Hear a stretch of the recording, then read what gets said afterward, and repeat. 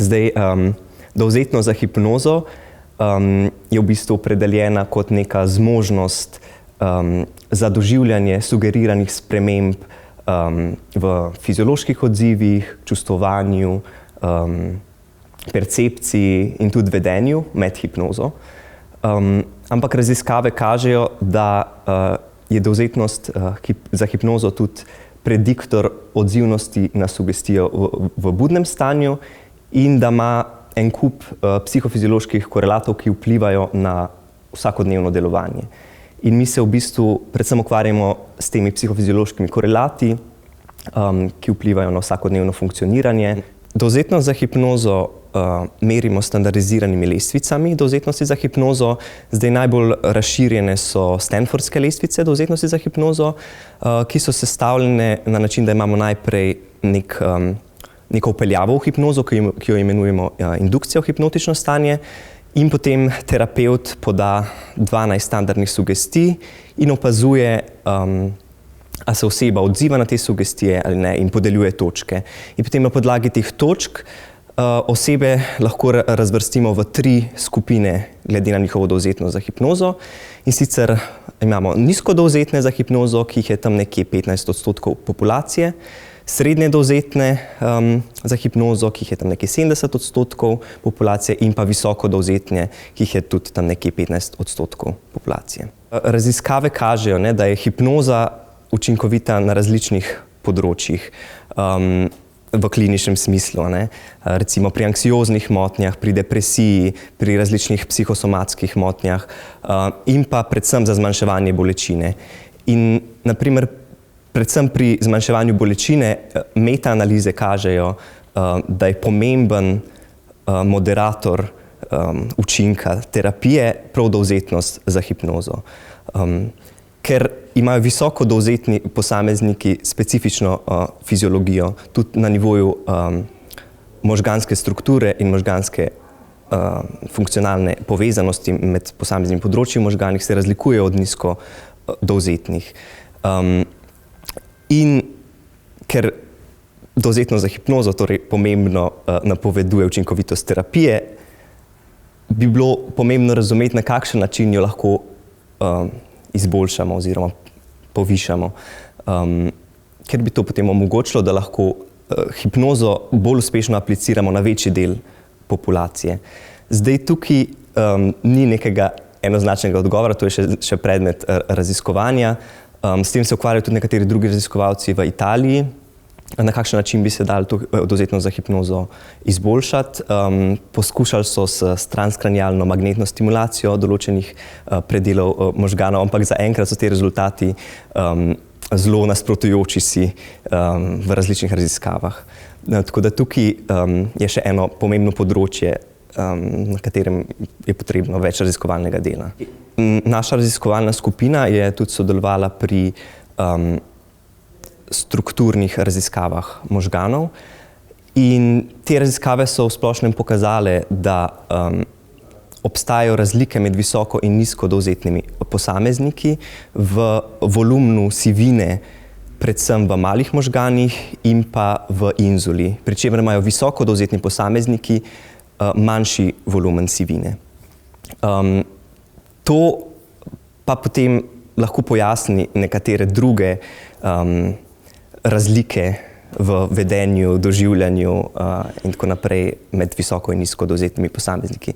Zdaj, eno področje, s katerim se jaz posebej ukvarjam, je interocepcija.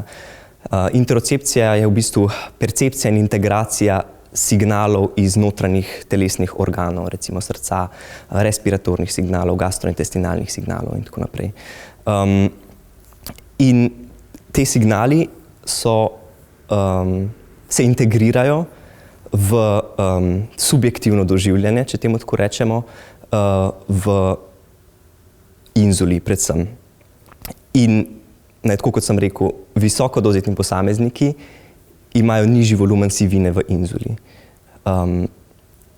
In na podlagi tega smo potem mi raziskovali, ali se visoko in nizki dovzetni posamezniki razlikujejo tudi v interocepciji. Zdaj, za merjenje interocepcije poznamo različne naloge. Ena taka enostavna je recimo štetje srčnih utripov, ko osebo prosimo, da v določenem časovnem intervalu šteje srčne utripe, kot jih lahko zazna, in jih potem primerjamo z realno izmerjenimi, ne, in potem dobimo nek indeks njihove interoceptivne natančnosti. Zdaj, še ena druga naloga je recimo, da predvajamo osebi nek zvočni signal, ki je bodisi sinkroniziran z njihovim srčnim utripom ali pa ne. In potem morajo one presojati, ali je bil v posameznem poskusu ta signal predvajan sinkrono ali pa asinkrono. In tukaj spet dobimo nek indeks interoceptivne natančnosti. Zdaj, bolj specifično pa se naš laboratorij ukvarja tudi s fiziološkimi merami interocepcije. Zato uporabljamo tako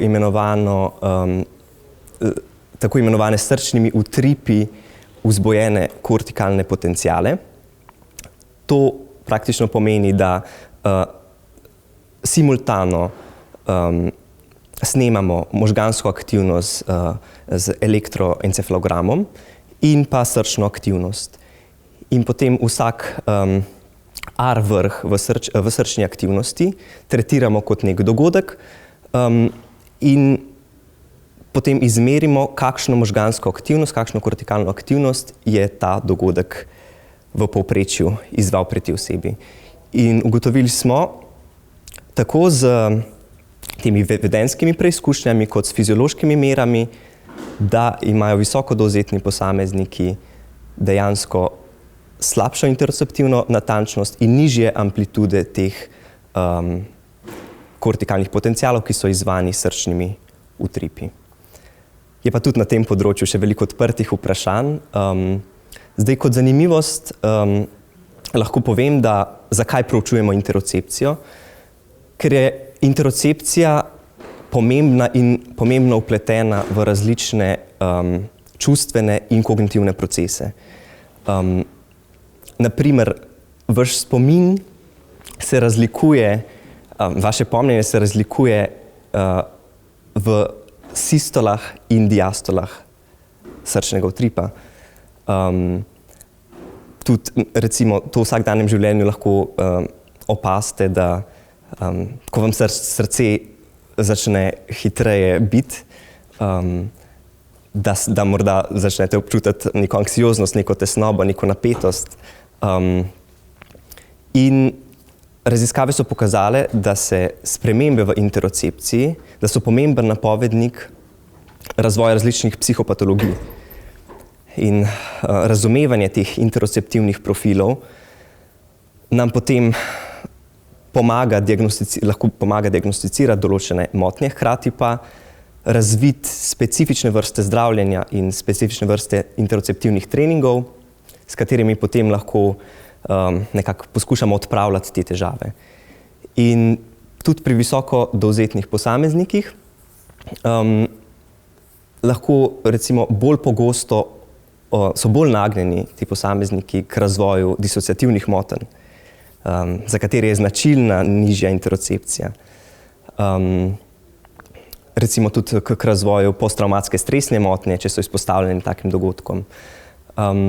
Tako da tukaj še kar nekaj raziskovalnih področjih in tudi velik potencial za aplikativnost naših izsledkov.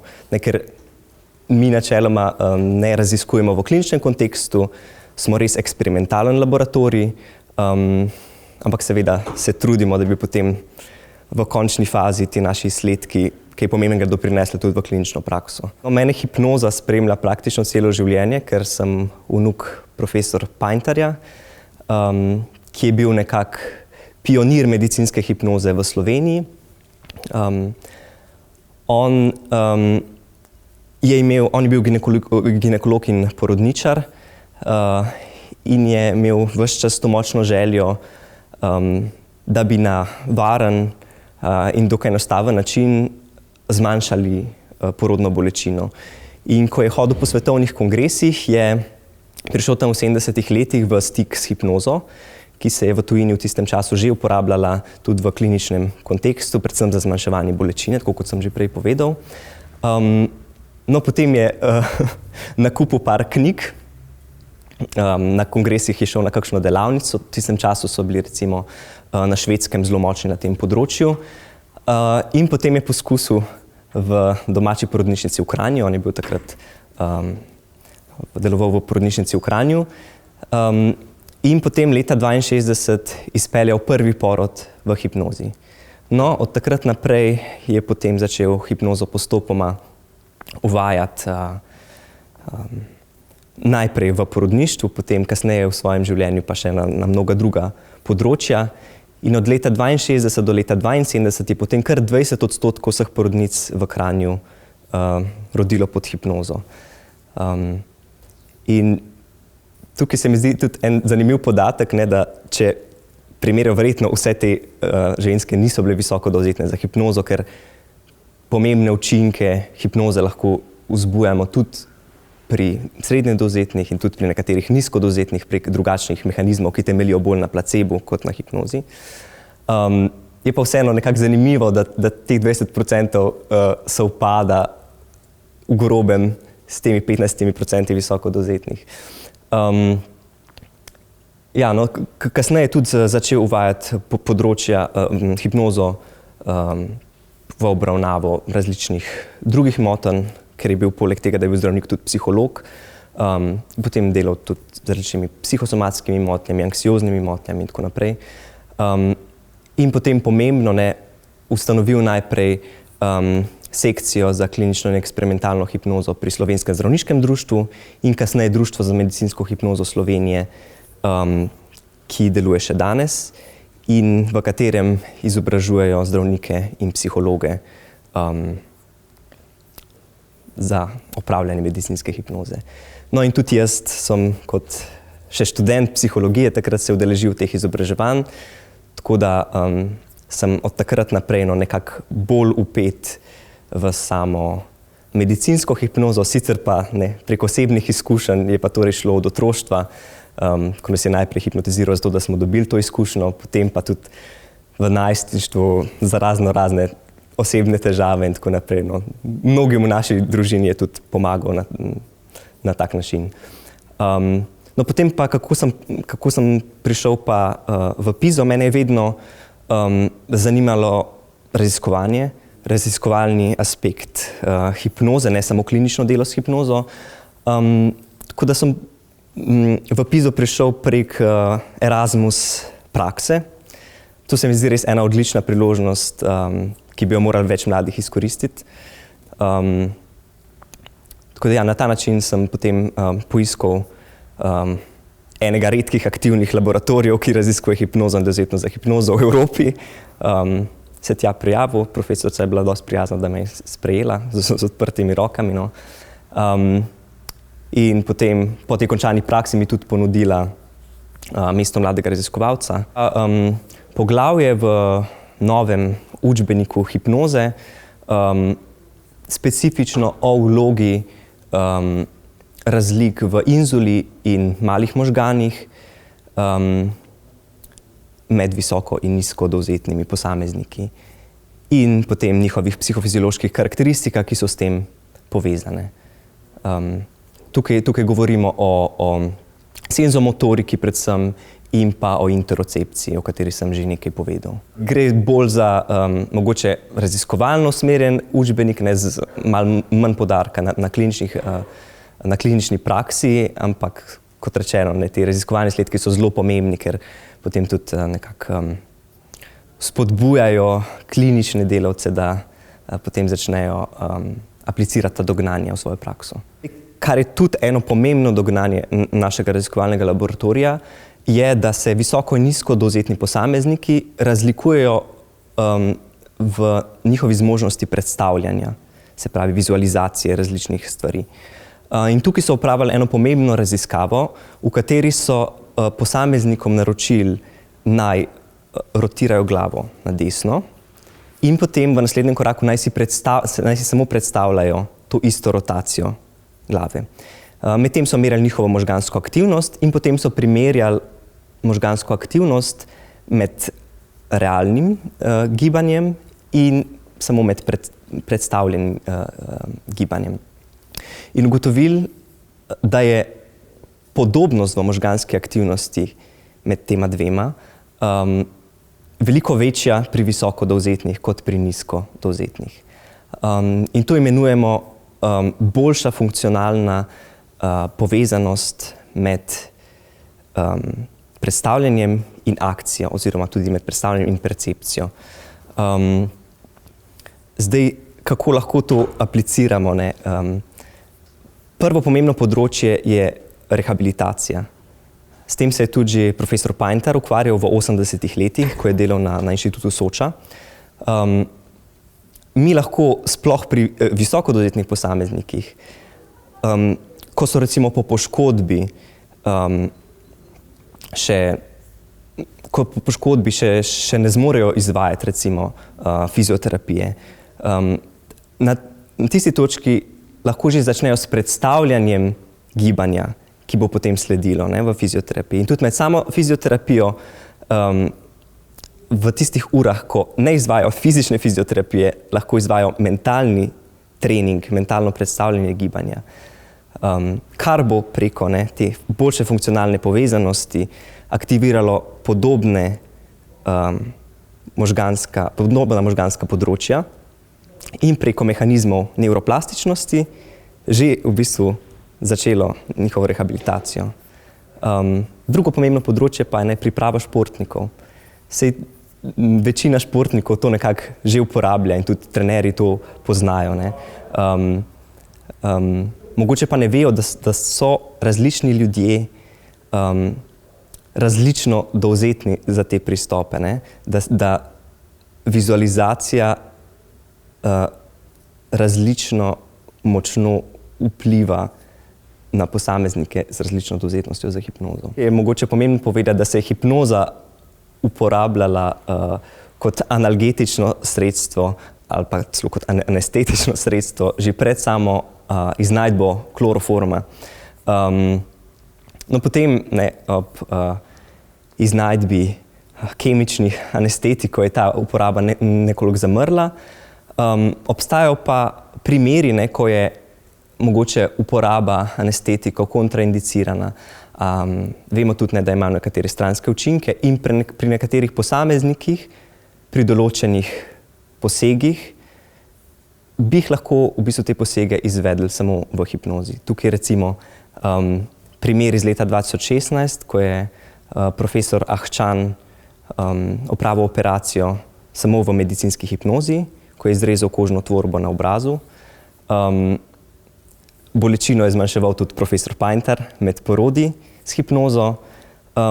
Še ena pomembna aplikacija, ki sicer ni neposredno povezana z bolečino, ampak bolj s stresom in tesnobo med operativnim posegom, je uporaba hipnoze pri budnih možganskih operacijah.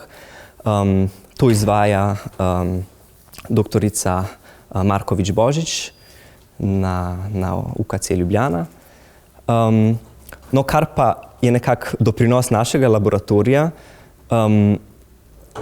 pa je, da smo poskušali razumeti, zakaj visoko dovzetni posamezniki lažje regulirajo doživljene bolečine s kognitivnimi strategijami. So sugestije za analgezijo v resnici učinkovite pri mnogih ljudeh, tudi pri nekaterih nizko dovzetnih. Ampak se mehanizma zmanjševanja bolečine razlikujeta med nizko in visoko dovzetnimi. Če mehanizem zmanjševanja bolečine pri nizko dovzetnih bolj temelji na placebu, na izločanju endogenih opioidov, pa pri visoko dovzetnih dejansko temelji na neki kognitivni modulaciji bolečine. Pri visoko dovzetnih so namreč jim podali sugestije za hipnotično analgezijo, potem so pa aplicirali nalokson, ki je opioidni antagonist. In če bi učinkovitost teh sugestij temeljila samo na izločanju endogenih opioidov, bi moral nalokson ta učinek sugestij izničiti. Pri visoko dovzetnih pa temu ni bilo tako. Učinek je praktično ostal skoraj da nespremenjen. kar nam pove, da mehanizem zmanjševanja bolečine temelji na dveh različnih procesih. No in potem, kot nadaljevanje tega, so opravili tudi genetsko študijo in ugotovili, da so visoko dovzetni posamezniki dejansko nosilci genske različice, ki je povezana z manjšo razpoložljivostjo mu-opioidnih receptorjev. In to pomeni, da so verjetno opioidi pri njih manj učinkoviti. Medicino, če smo dovolj bogati, si lahko že precej personaliziramo pristop zdravljenja, ampak to bi zdaj na tej točki zahtevalo recimo gensko testiranje ali pa v drugih primerih slikanje možganov, ne? In to so vsi dragi postopki, ki jih težko apliciramo na celotno populacijo. Medtem ko merjenje dovzetnosti za hipnozo če ste ta stanfordski vprašalnik. Tako zahteva tam nekje pol ure časa. Relativno poceni metoda. Poceni metoda, da pridobimo dodatne informacije, ki nam pomagajo personalizirati zdravljenje. Ne? Na eni strani v povezavi z odzivnostjo na opioide v tem primeru, na drugi strani z podatkom o zmožnosti predstavljanja oseb, ki ga lahko apliciramo na njihovo rehabilitacijo in tako naprej. Jaz tudi v okviru svoje doktorske naloge razvijam interoceptivni trening, ki bi temeljil na predstavljanju. Se pravi, predstavljanju notranjih telesnih signalov. Me se sliši abstraktno, ampak po tej logiki, ki sem jo predstavil, bi moralo delovati, oziroma mi predvidevamo, da bi lahko delovalo, bomo pa videli, kaj bo iz tega išlo.